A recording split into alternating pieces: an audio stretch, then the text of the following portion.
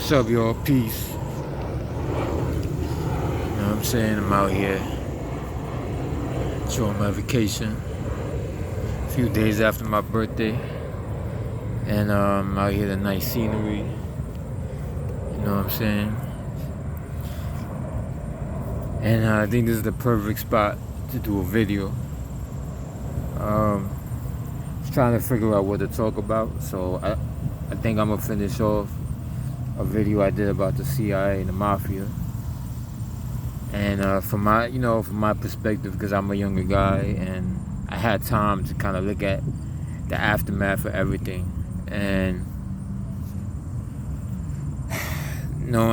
some of the information that I learned recently, I guess I learned is not new. But a lot of people my age and younger don't really know about it. And I think it's important to talk about it. So, as I said in the other video, the CIA and the mafia were supporting Fidel Castro and Raul Castro and Che Guevara. Che Guevara was trained by the CIA. He was trained by Frank Sturgis. If anybody wants to look for Frank Sturgis, he did an interview in the 70s. He was interviewed by Geraldo Rivera. So it wasn't like they were hiding or anything. But he basically kind of lied, and Frank Sturgis was able, and the CIA continued to do what they usually do after that. You know what I'm saying? Overthrow governments, commit massacres, through the mercenaries they train and all that. And I'm reading another book now about the Kennedy assassination that's kind of new to me. And matter of fact, hold up, I'll get the book out right now.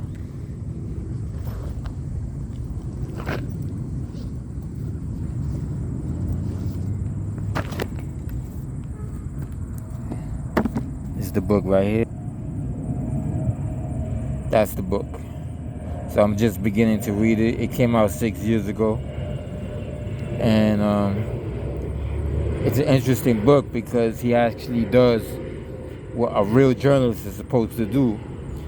If he's investigating the murder of a real famous person, a powerful person, of course you have to investigate the city itself. If you believe there was a conspiracy, then you start from the bottom and then you go to the top. The problem is the media, they'll look at you and say, oh, so you seen the government kill Kennedy.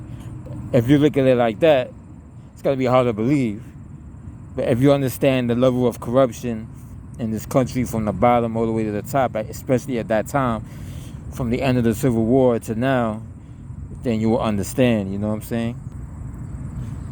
So, yeah, that's basically, this is the book I'm beginning to read now.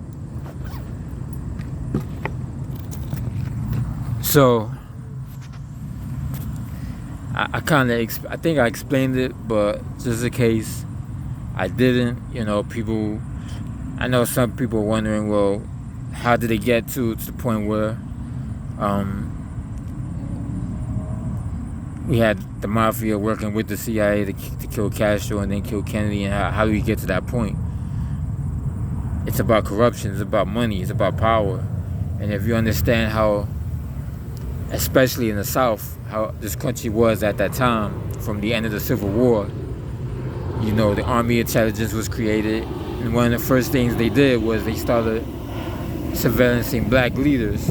Any black person that spoke out against their plight in the South, they were bugged, they were followed by the Army, and then they were harassed by the KKK. Now the KKK was created a little bit before the Army intelligence. The KKK was founded by former veterans of the Confederacy. So it was basically almost like a military-style war that they were launching against black people. Black people stay over there, but as long as you come over here, my white people won't kill you. But if you speak out, then we're gonna have to assassinate you. So that's basically what was going on in this country at that time. I mean, I would compare the American South at that time to Austria when the Nazis took over Austria, or even Nazi Germany itself. The way they had everybody's address, names, what they did, occupation. This is before J. Edgar Hoover. And then J. Edgar Hoover came. The FBI, I think the FBI was created first. J. Edgar Hoover took it over eventually, and he just added steroids to the whole war against black people and progressive people. So whatever was going on in the South, or the spying, tracking people's addresses, eventually phone numbers, he took that and he brought it to the North. So now with J. Edgar Hoover in power, one of the biggest racist fascists that ever exists in this country, now you have what was going on in the South going on in the North, where you had anybody in the North or South, anybody in this country speaking out against corruption, racism, our foreign policy, or even the FBI. They right away, you were a target. They found out where you live. They tracked your phone number, bugged your phone, bugged your house, your cars, your family. They followed you everywhere. You know, the only difference is I think in the North you didn't have to worry about being killed by the KKK.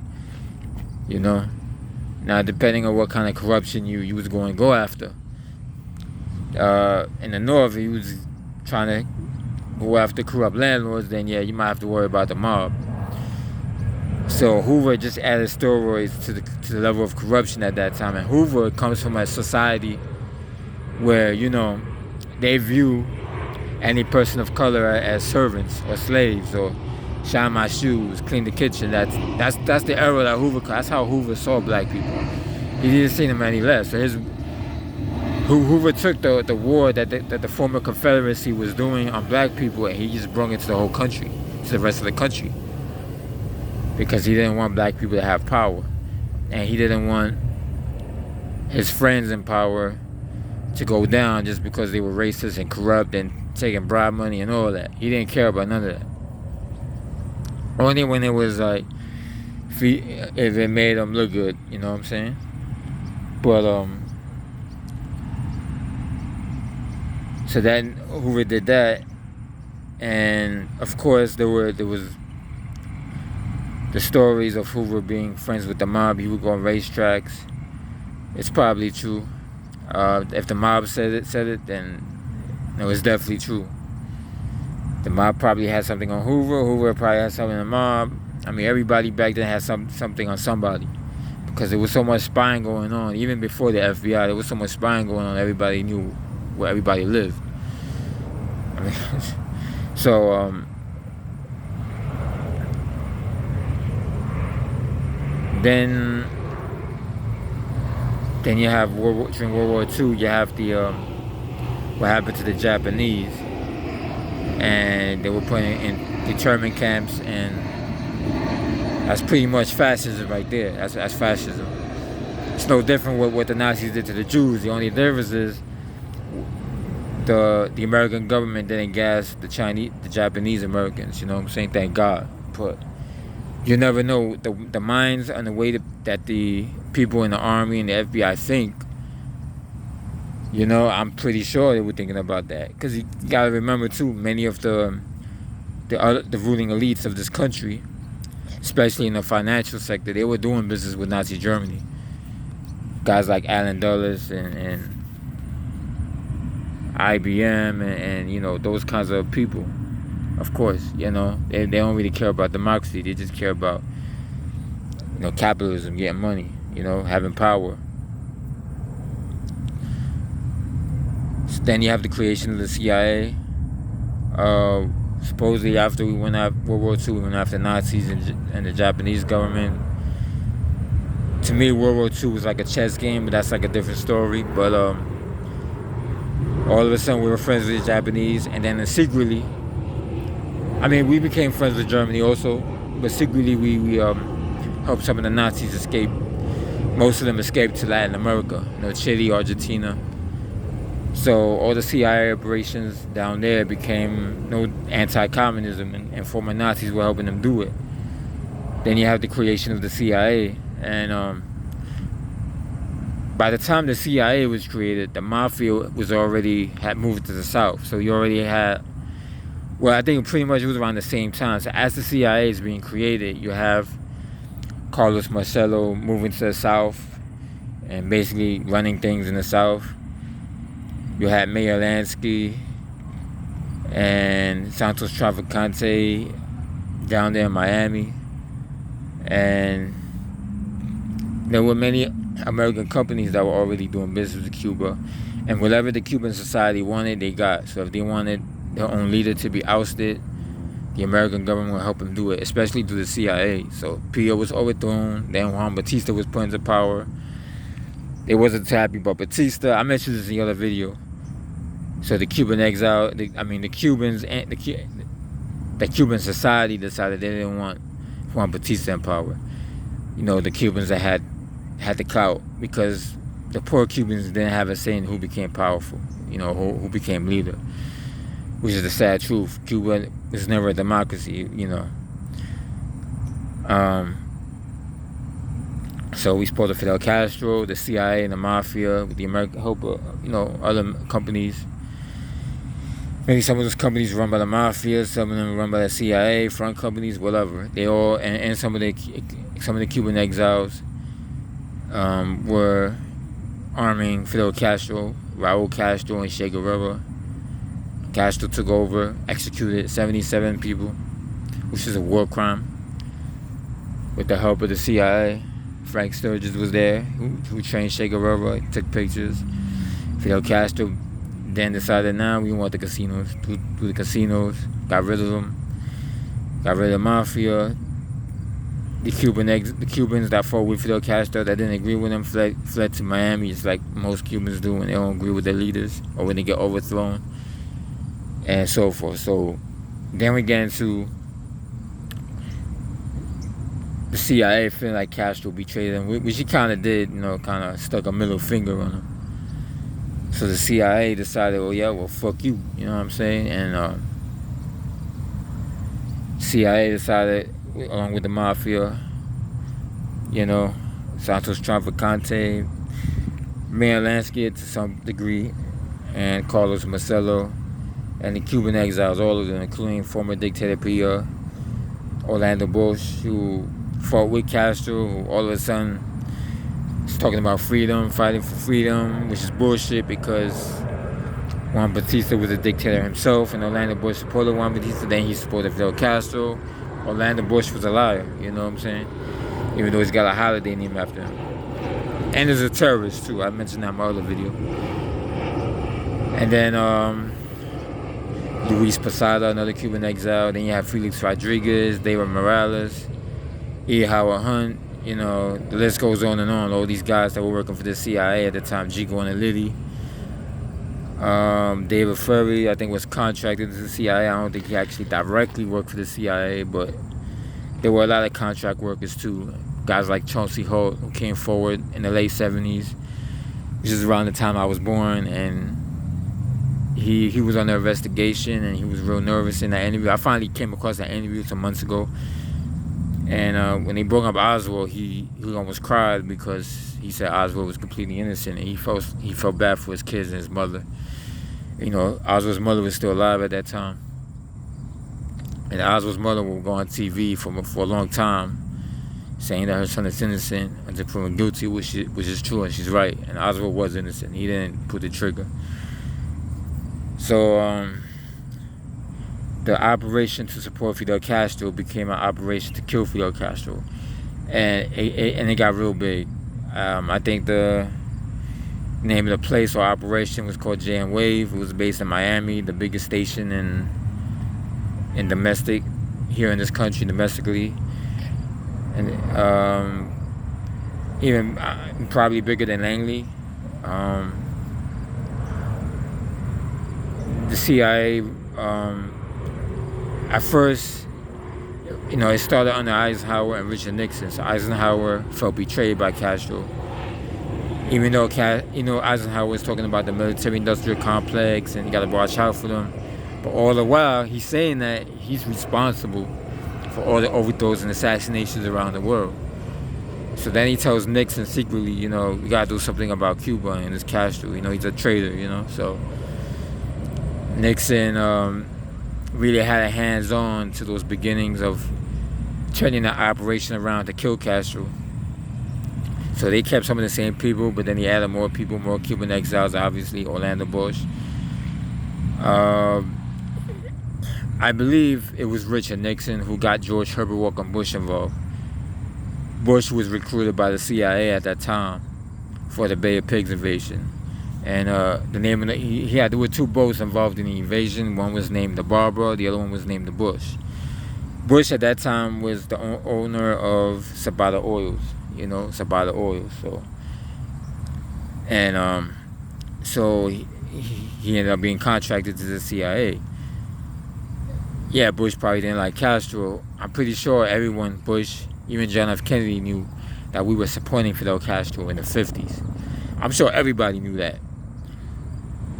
So I think how Bush got involved, though, was his relationship with Richard Nixon, because he helped hire Richard Nixon, and Richard Nixon worked for Bush's father's law firm, which was Cromwell. So I think that's how their relationship was strong for many years. So that's how that relationship came about, and that's how I think Bush was contracted to the CIA. And I think Lyndon Johnson knew about all of it. He's from Texas.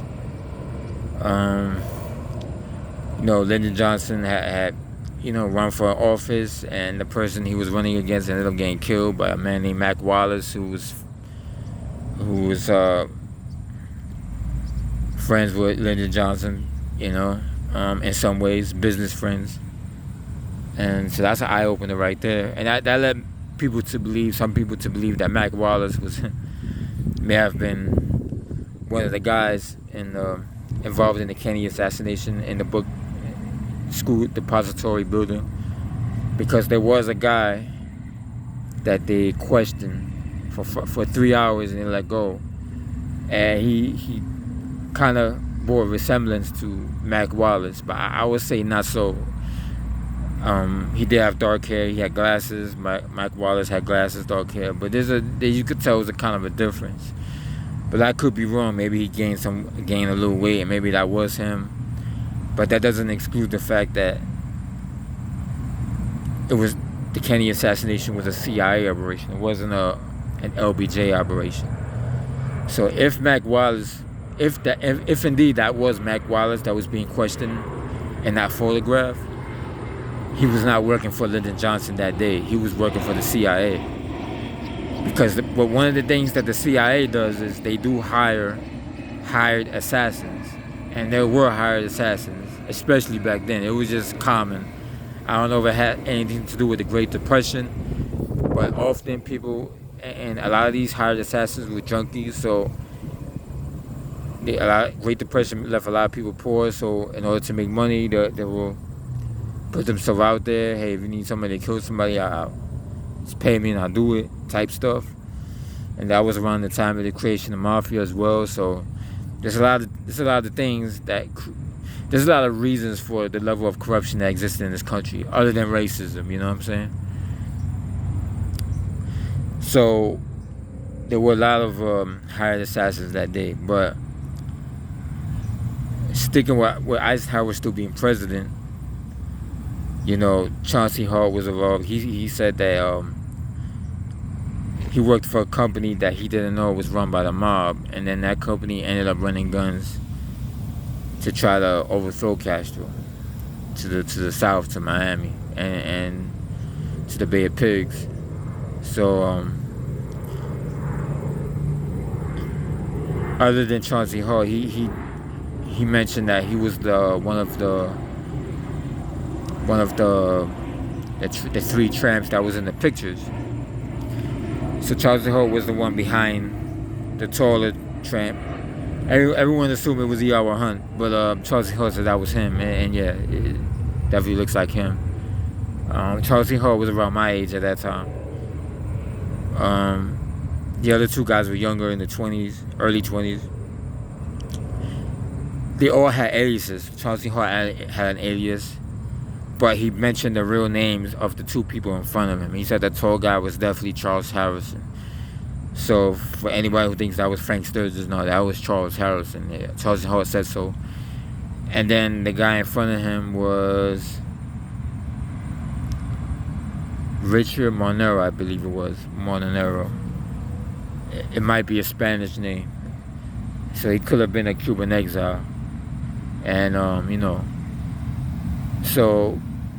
But at first, when Eisenhower was still president, the CIA was just using the mafia at first.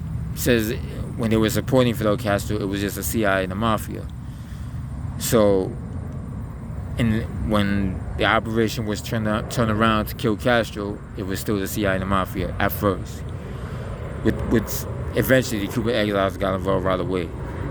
So I'm not gonna get into the stories you heard about 1,000 times. Poison pens and trying to make his beer fall off.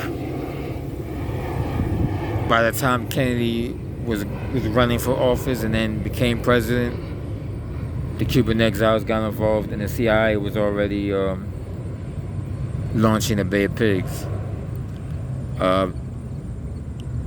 It was so all the Cuban exiles was involved. I believe Pio was still involved, former dictator of Cuba, and yeah, I think I mentioned all the names that are known. I don't know all the names. So, because of what Kennedy was saying when he was debating Nixon, I guess they just assumed that he was going along with the Bay of Pigs 100%. So I'm gonna fast forward. So against the Bay of Pigs, and it was a disaster. Cuban exiles got caught by Castro. They were tortured. I believe some of them were tortured to death. Now, I'm not a fan of Castro. Y'all know, John F. Kennedy had to know, both Kennedys had to know that the CIA was supporting Castro. So if Kennedy was trying to get rid of the CIA and trying to get rid of Castro, I think he saw the two as the same. I think on his mind, and I'm pretty sure his brother McNamara probably spoke about it in private. To them, Castro was created by the CIA. Che Guevara was created by the CIA. This is all the CIA is for. Same thing with the Diem brothers. That's why Kennedy eventually changed his mind and didn't want to get involved with Cuba or Vietnam. And I believe Kennedy was going to meet with Castro November 26, 1963. So the Bay of Pigs never happened. They weren't provided with the air cover. From what I've read, Kennedy did not call off the planes. I believe it was McGeorge Bundy, and what does that mean? I'm not sure. He could have taken the orders from John F. Kennedy, even though Kennedy was supporting the invasion, or McGeorge did that behind Kennedy's back to make Kennedy lose the election and sacrifice some of the Cubans.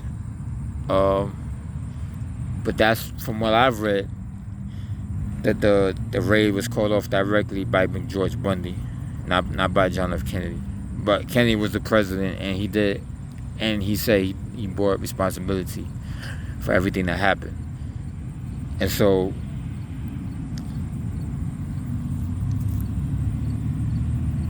I believe around this time, Kennedy starts having second thoughts about Vietnam. And this is all gradual, because this is 1962, so we get into 63.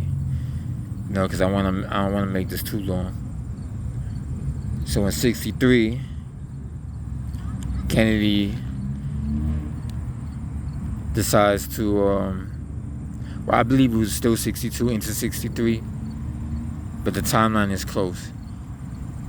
He decides to he said he was going to dismantle the CIA. He said in private, all operations by the CIA were to be, gone. He was giving orders to the military to actually get rid of the CIA operations, and it was a lot of money. It's a lot of money being poured into these operations to put Castro in power, and then try to kill him. It's a lot of money, taxpayer dollars. I'm pretty sure there was some taxpayer dollars, but I'm pretty sure there was like corporate money, black money but still was a lot of money. It came from somewhere, and somebody had to fit the bill.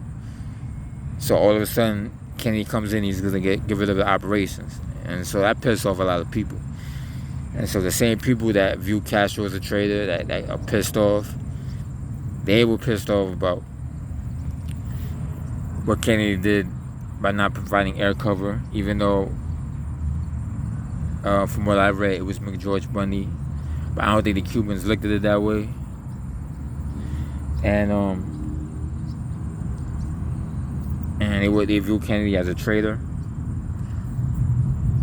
And they felt that they could have killed Castro, but in their minds, that Bay of Pigs invasion was their way to try to kill Castro. That was the opportunity, that real opportunity, and for them, Kennedy kind of blocked them. So they felt the best way to take care of that situation is to take care of Kennedy. You know what I'm saying? Take him out. And this is not me talking. I do a lot of reading. You know, I'm not just out here doing videos and doing music. This is something I've been infatuated with since I dropped out of college, you know. But so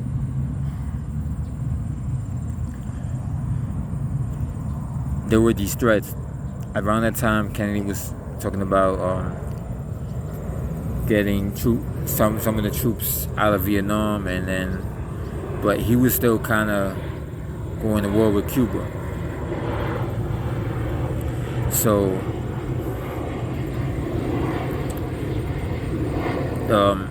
there was this operation called Operation Mongoose, and Operation Mongoose was oddly enough, it was headed by Edward G. Lansdale and Lemonster and all these different generals, you know.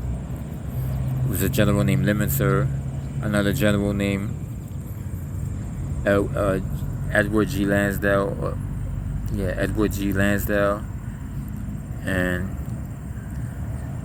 LeMay. I don't know if he was still a colonel at that time, but he was known as Colonel LeMay in World War II. Maxwell Taylor, I believe, was involved, like George Bundy, and it was an operation to, you know, it was a bigger operation, one of the biggest operations, even bigger than the previous. So what the CIA was doing by Operation Mongoose was they got all the CIA covert operators from around the world that were responsible for assassinations and overthrows around the world. They were told to come back home. Some mercenaries, some that they had in maybe in Greece, but in France also, they were snuck into the country through the State Department, fake IDs and all that.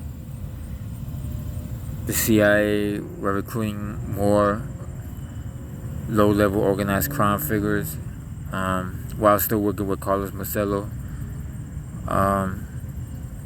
They were bringing in, you know, hired guns, loners, people like Charles Harrison.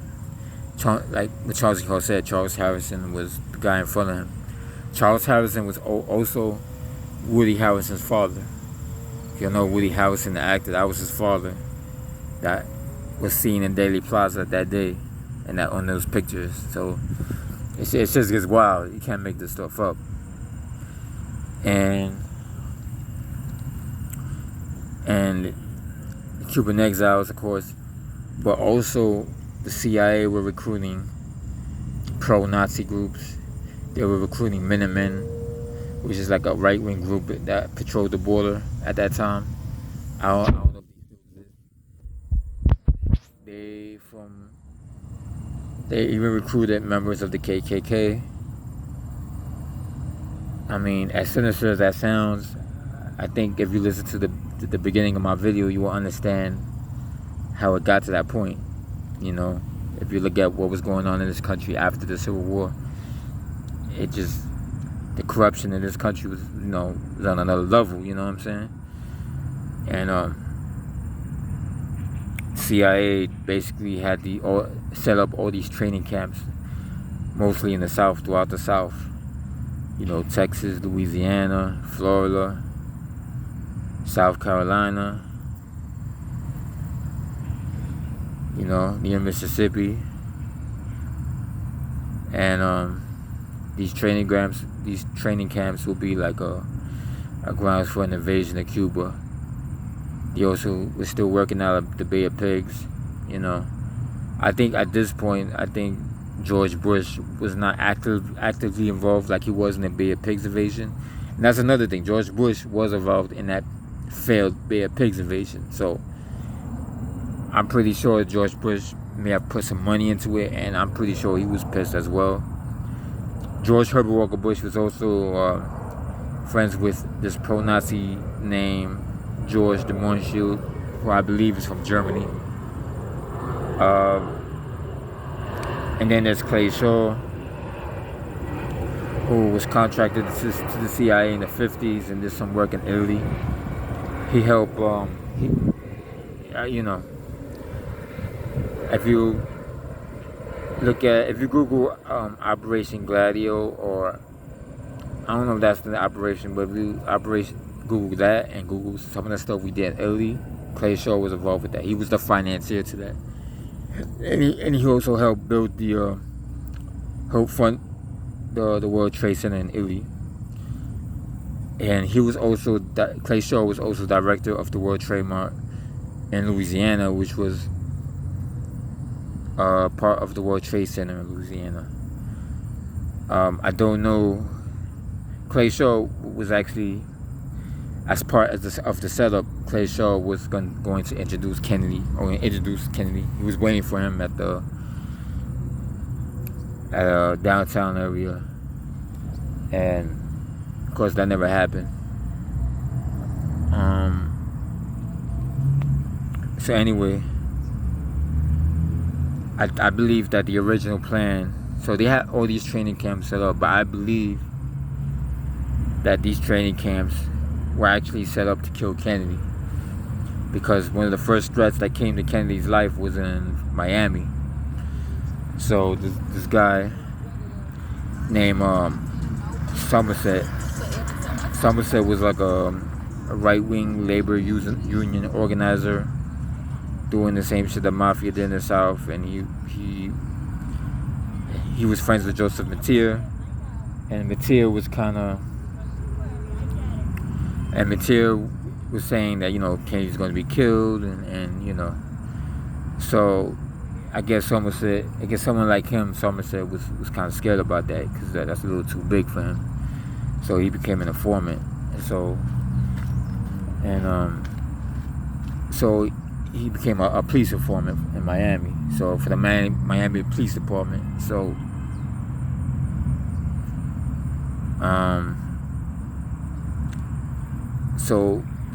a certain police officer wired him up, went to Joseph Mathieu's apartment. Joseph Mathieu, I think, headed a small racist party at that time.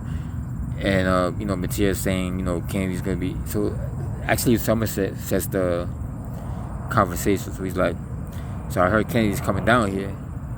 And he's like, oh, yeah, Mathieu's like, oh, yeah, he's coming down here. So, there's going to be a lot about the Cubans. There's a lot of Cubans down here. So, yeah. And, I believe the tape exists, it's on documentaries. I think it's on YouTube. So Somerset's like, so you really think Kennedy's going to be killed? And I guess it's from a previous conversation. So Mathieu's like, yeah, he's going to be killed. Oh yeah. And basically he explains how it's going to happen, and that's how kind of exactly happened. Not exactly, but it kind of happened. He talks about it's going to be a gunman from an office building with a high-power rifle. So I believe Joseph Mathieu, because the CIA were recruiting so many right-wing people, I believe Mathieu probably had some friends in there. He did mention one friend named Brown. And so he says he thinks Brown's going to be the one to do it, But these are just details, The important thing is that he predicted Kennedy was going to be killed, that King was going to be killed, and they were both killed, and he was right. And So they were able to find out what had happened. Some of the Secret Service people, and they were able to go there without any problems. I don't think they did a motorcade. They were supposed to, but I don't think they did. So I believe the take was done November 14th or 16th of 63. And then, you know, there was another threat in Chicago from a group called DRE. I believe it stands for Democratic Republic for Cuba, or the DRC, Democratic Republic for, or Democracy for Cuba, something like that. So they had set up a shop in Chicago. Not surprising, since the Cuban exiles and the mob were working together anyway. That thing happened there. I believe the threats came almost at the same time, but the Miami trip that Kennedy was supposed to make, that would be, I think, the 18th or the 19th. I believe around that time, the motorcade for Dallas, for the Dallas parade, was changed, and it was changed, and it was supposed to go straight to the bridge. It didn't. It made the turn, and that's what they got him. You know what I'm saying? And the mayor made the turn, made the change, and the mayor was Earl Cabell, who was the brother of Charles Cabell, who was one of the people that Kennedy fired after the Bay of Pigs. He fired Alan Dulles, CIA director, as well. He fired Richard Bissell, and yeah, that's how it went. And if you look at the photographs, you know, and well, no, let me backtrack. So they changed the parade route. So then November 22nd comes. The people that were in the school book building, they said that the power went out as the motorcade was turning. They presumed it was because of the motorcade. So they everybody that was in there, they said that they believed that it was done on purpose, that the power went out on purpose. So the building had no power as the motorcade was turning. Now it did have power minutes before. There's pictures. There's a picture from a guy named James Powell, who's an Army intelligence officer, who actually, after he took the picture of the 6th floor window with the lights on, you can see a couple of people in there. He goes in the building and he gets stuck in the elevator, and the cops help him out, and he interviews the cops interview him. So I think that was kind of interesting. That was kind of new to me. But just the way they set that whole shit up, I mean, it was crazy. So they shut the power in the building on purpose. They believe that some of the shots came from the other building across, so it's possible that the other building got the power shut down. Also, when the motorcade turned, or the policemen that were in the motorcade lost communication. The communication got shut off. So all this was at the same time. So at the same time, the police communications got shut off. They couldn't communicate with each other. The buildings, especially the school book building, lost power.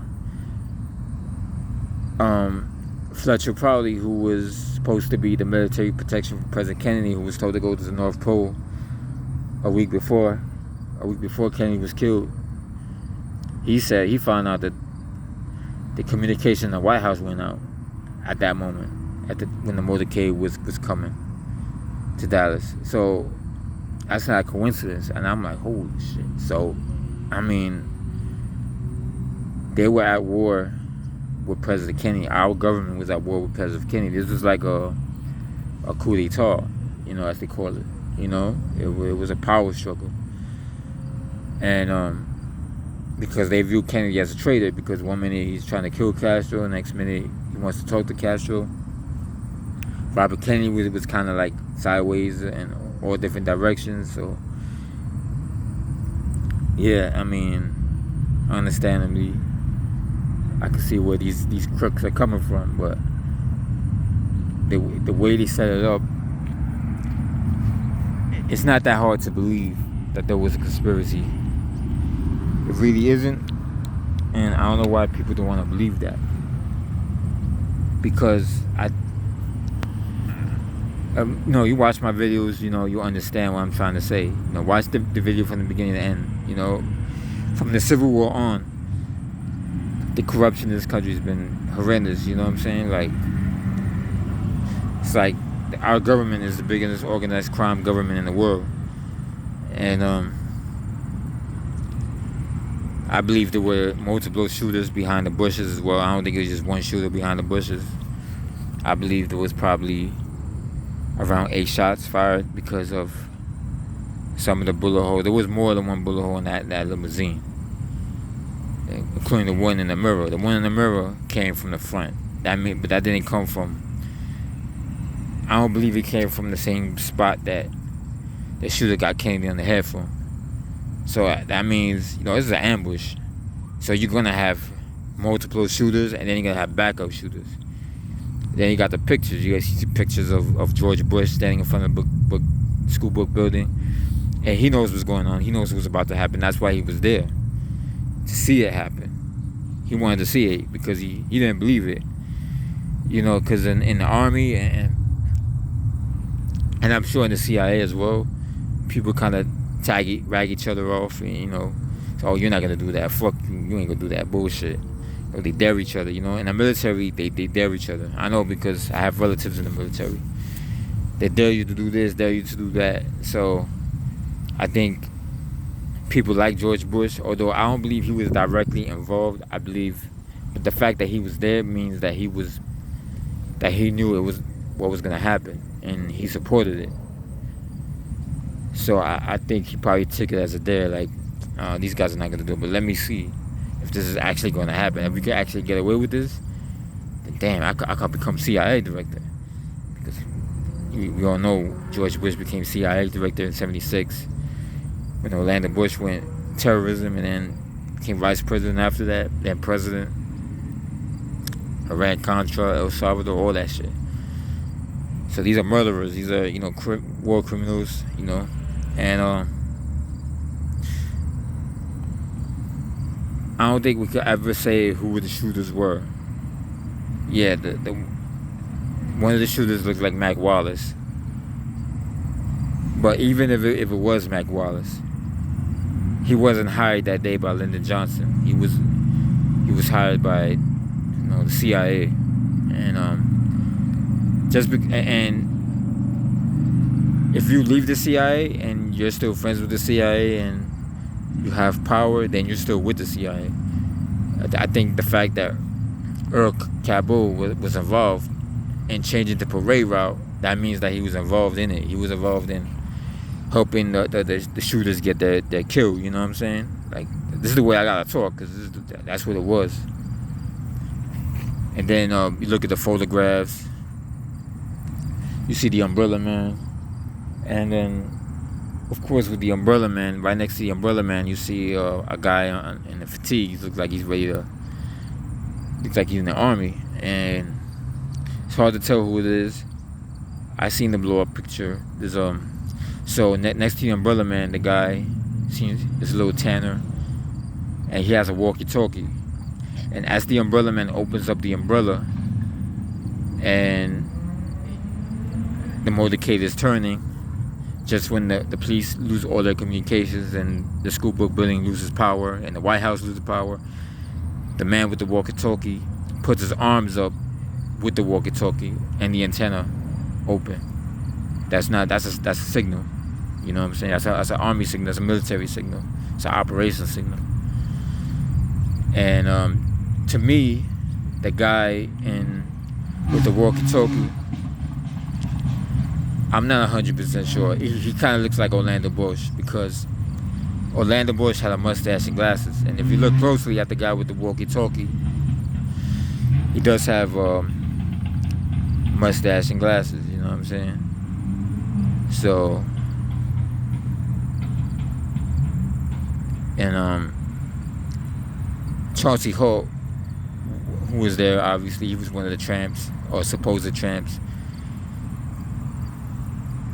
He's walking around right before the motorcade turns. He's walking around, past the school book building in the back to the parking area. No cars are supposed to be there, but he said there was one car there. That's what he heard. He says that he saw many Cuban exiles there, and he did mention some names. He mentioned Luis Posada was there, and he said he thought he saw Orlando Bush. Then he said he heard like a barrage of shots, and then he ran to the boxcar train.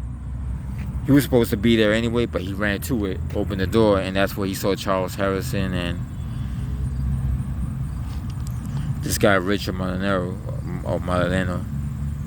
And after a while, he said they stood there, and the boxcar train had freaking C4 explosives in them. He says he doesn't know why the trains will have C4 explosives in them. I think that those boxcar trains were being used by the CIA. That's what I think, because the C4 explosives were being used to invade Cuba. That if you read all the different stories about the invasion of Cuba, C4 explosives were in the training camps, and there were C4 explosives in the training camps in Louisiana, because Kennedy had shut down those training camps. He was trying to shut down some of the training camps there. And they did find C4 explosives in the training camp in Louisiana, which is the training camp that was oversaw by, where they were being trained by David Ferry, and who was a former airline pilot who was canned because of his homosexuality, and was being oversaw by Guy Bannister. And that was the man that Lee Harvey Oswald was kind of working with, pretending to be communist, getting into fights with Cuban exiles. So the guy or the guys that Oswald got into a fight with were from the DRC, and that was the group that had threatened Kennedy in Chicago. So we're talking about the same group of people. And the cops that arrested Oswald felt it was staged, it was fake. So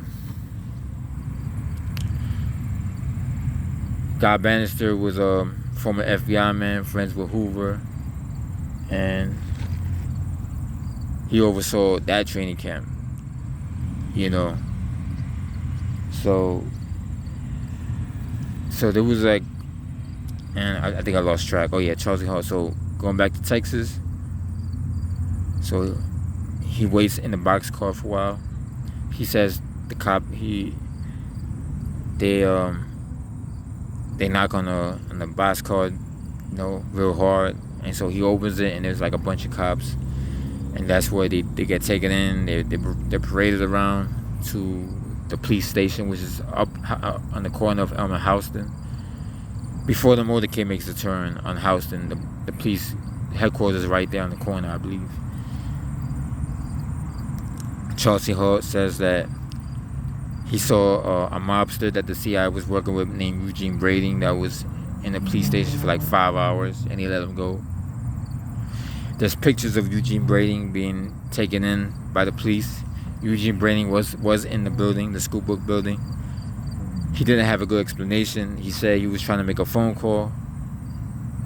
But how can you make a phone call if the power was out? You see what I'm saying? They called him in the staircase. The man that looks like Mac Wallace, I think his last name was Boyce. I forgot his first name. I think it was Thomas Boyce or something like that. So he used the name of Boyce. A lot of people say he looks like Mac Wallace, whatever. He was also in the building. He said he used the same explanation. There's a photograph of him explaining his actions, and he says same thing that the mobster said. He said he went in there to use the phone. Mind you that nobody can just go into the building. It's an employee building. So in the picture, the middle-aged cop kind of looks at him like, give him that look like he doesn't believe him. You know what I'm saying? He's like shitting on him, you know what I'm saying? So he's definitely shitting on him. And they let him go anyway. So it's pretty clear that this Boyce guy who looks like Mac Wallace maybe looks like Mac. I don't think he looks like Mac Wallace. And Eugene Brading, a known mobster, were working together with at least one of the shooters in the building. And of course Jack Ruby's all mob. You got witnesses that say they saw Ruby run behind the parking lot.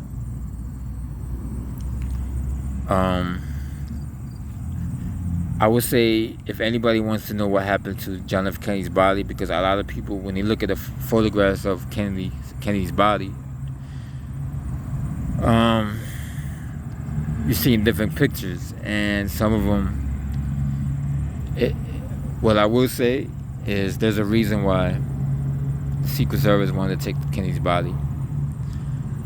But the military was there in the hospital, Parkland Hospital, and they decided to take his body. The regular doctors at Parkland Hospital were against it, and they were against it. They didn't want to, there was a big fight, people cursing each other. But there's a documentary called "The Men Who Killed Kennedy." I believe it's still on DVD. You can still get it in Barnes and Nobles. If not, you can watch it on YouTube. You can order it online. Just be careful ordering online, because there's all kinds of weird scams going on. And I don't want to go into it too much. I think I explained everything. I think I explained why it's not that hard to believe that there was a conspiracy. You have the admission of Chauncey Hall, who I believe is no longer alive. His daughter is still alive. So yeah, I mean, all the Bay of Pigs people were in Dealey Plaza at the time. The photographs prove it. Chauncey Hall says it. E.R. Hunt didn't deny it before he passed away. He made the videotape confession that was seen in Jesse Ventura's show Conspiracy Theory. You can watch that on Hulu. I don't think Jesse Ventura's show is on YouTube anymore. I don't know why. But yeah, it was a CIA operation to take out Kennedy with the help of the Cuban exiles and the mob, because they felt they were blocking him to kill Castro. But after that, they had a hard trouble trying to kill Castro. Or maybe I believe that the CIA were more focused on Vietnam, which I believe was show as well, because after Kennedy is killed, Lyndon Johnson reverses Kennedy's decision to withdraw, and he escalates the Vietnam War, and it becomes a CIA war for sure. Like Operation Phoenix was started when Johnson was in power, and that's where Oliver North comes into play, and he was involved in those kinds of operations. And my opinion about what transpired is, as long as it's young guys like me that are going to put the truth out and speak the truth is always going to come out, and eventually the media will have to accept the truth. Unfortunately, I don't think anybody that was involved will ever be tried or convicted. You know what I'm saying? Not in this corrupt world, not in this corrupt society we live in. Although I still think America can be beautiful. Just like Puerto Rico can be beautiful, any other place with this corruption can be beautiful. But I think there's so much denial in the media. And I think most of the people that were involved in the Kennedy assassination, I think are pretty much dead. But we had so much opportunity, so many years to try to put these people in power. But the media and the FBI, they work together, and they just attack people, and newspaper people. That the CIA has a lot of people in the media as well, especially the New York Times. And I just think the way the media attacked anybody questioning the Kennedy assassination, I don't think it was just never going to happen. But I believe because they were able to get away with killing John F. Kennedy, because a lot of these mercenaries that the CIA were using to kill whoever else they wanted to kill, witnesses, snitches, there was just so much corruption, because the mafia had their own, doing their own dirt. The KKK was doing their own dirt, but then they were doing the dirt of the CIA at the same time. I mean, it took so long for the people that were involved in the church bombing in Alabama that killed those four black girls to be tried. The last one was tried in 2002, finally convicted. The sad part is, when you hear Joseph Matia's tape, he's saying that the mastermind of the church bombing in Alabama was actually one of the men that was going to be involved in killing Kennedy. If that's the case, where is he? He's never been brought to trial. There's no, in all the books and documentaries about those four black girls being killed, this guy Brown has never been mentioned, and he's never been brought to trial, and he's probably dead already. So that's the kind of democracy we live in, and if that's the kind of country we live in, that's the kind of democracy we live in, then this is not a democracy. Because, and I could definitely show, and I'm gonna keep the video at this point. Then I'm gonna continue on my next video with Martin Luther King Jr.